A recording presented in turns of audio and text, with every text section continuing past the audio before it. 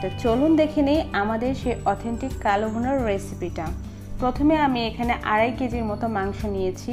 আমি মাংসের পিসগুলো একটু বড় সাইজ করে নিয়েছি।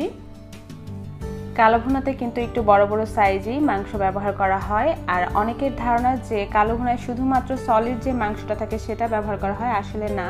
এখানে তেল, চর্বি, হাড্ডি সবই ব্যবহার করা হয়। আমি সব কিছু একসাথে মিক্সড করে নিয়েছি, এতে করে টেস্টটাও ভালো আসে।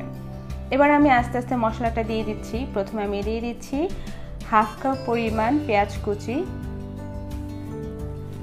দিয়ে দিচ্ছি 1 কাপ পরিমাণ পেঁয়াজ বেরেস্তা। এটা অবশ্যই কালো ভুনায় দিতে হবে। এরপর আমি দিয়ে দিচ্ছি স্বাদ মতো লবণ,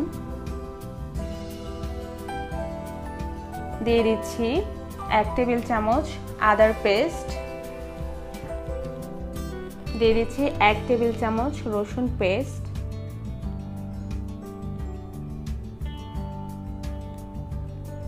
দিয়ে দিচ্ছি 1/2 টেবিল চামচ ধনিয়া গুঁড়া, 1/2 টেবিল চামচ হলুদের গুঁড়া, 1/2 টেবিল চামচ বা স্বাদ মতো মরিচের গুঁড়া, দিয়ে দিব 3টা তেজপাতা আমি এভাবে ছিঁড়ে দিয়েছি, দারচিনি দিয়ে দিয়েছি, এলাচি দিয়ে দিয়েছি এখানে 6 থেকে 7টা আছে, লবঙ্গ এখানে দিয়ে দিয়েছি আমি 10টার পরিমাণ।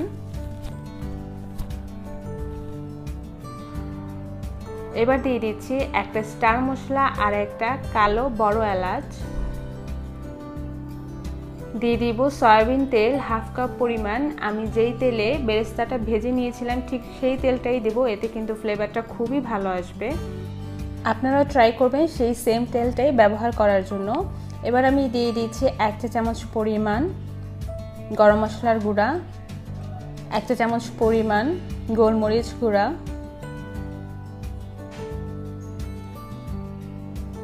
জয়ফল গুঁড়া 1 চা চামচ, জয়ত্রী গুঁড়া দিয়ে দিব 1 চা চামচ।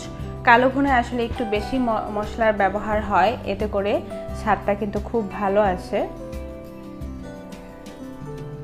এবার আমি হাতটাকে ভালো করে ধুয়ে সেই হাত দিয়েই কিন্তু এটাকে মাখিয়ে নিতে হবে। হয়ে গেল আমার মাখানোটা। এবার আমি চুলায় এটা বসিয়ে দিব আর একদম মৃদু আঁচে দিয়ে দিব। চলে আসবো আধা ঘন্টা পর। চলে আসলাম আধা ঘন্টা পর। আপনারা দেখতেই পাচ্ছেন যে মাংস থেকে অনেক পরিমাণ পানি বের হয়েছে। আর যখন মাংসটা ধুচ্ছিলাম তখন কিন্তু ধোয়ার পরে কিছুটা পানি মাংস থেকে যায় আর নিজে থেকেই মাংস থেকে অনেক পানি বের হয়। তো আমি এই কালো ভুনাটা আলাদা করে কোনো পানি ব্যবহার করব না, আমি আবার ঢেকে দিব আর এই পানিতেই আমি আসলে টোটাল রান্নাটা করব।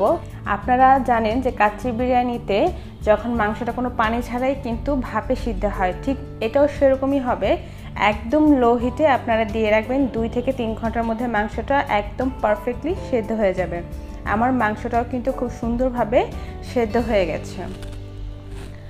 আর আপনারা হয়তো দেখেও বুঝতে পারছেন, দেখেও অনেক সময় যারা পাকা রাঁধুনি তারা বুঝতে পারেন যে মাংসটা আসলে খুব ভালোভাবে সেদ্ধ হয়ে গেছে।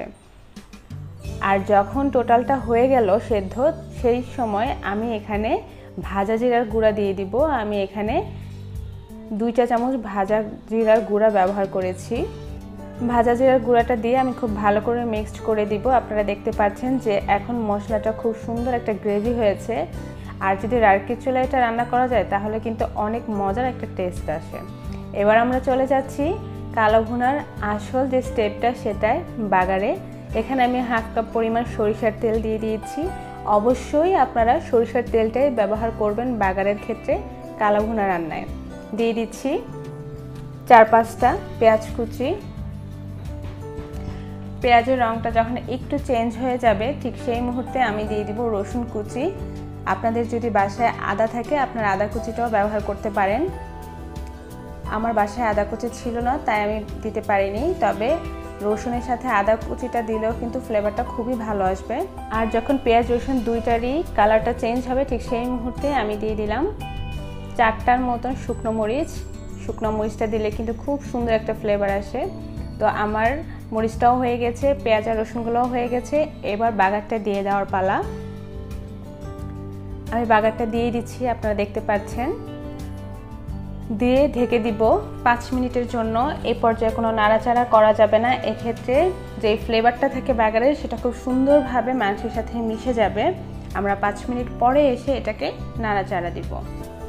একদম শেষ স্টেপে এসে আমি কিছু কাঁচা পেঁয়াজ দিয়ে দিচ্ছি। আর এই কাঁচা পেঁয়াজটা কিন্তু একেবারে অথেন্টিক কালো ভুনার রেসিপি।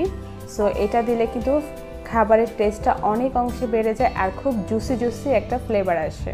আমি 5 মিনিট রান্না করে আবার চলে আসলাম। আমি একেবারেই কালো ভুনাটাকে ড্রাই করে ফেলেছি, আপনারা দেখতে পাচ্ছেন। তার মানে এই না যে আমার মশলাগুলো তেলে পুড়ে গেছে, একেবারেই পুড়ে নেই। আপনারা দেখতেই পাচ্ছেন, দেখা যাচ্ছে যে মশলাগুলো খুব সুন্দরভাবে মিক্সড হয়ে মাংসের সাথে মিশে আছে। এটা খুবই জুসি হয়েছে। আশা করি আমার এই অথেন্টিক রেসিপিটা আপনাদের খুবই ভালো লাগবে।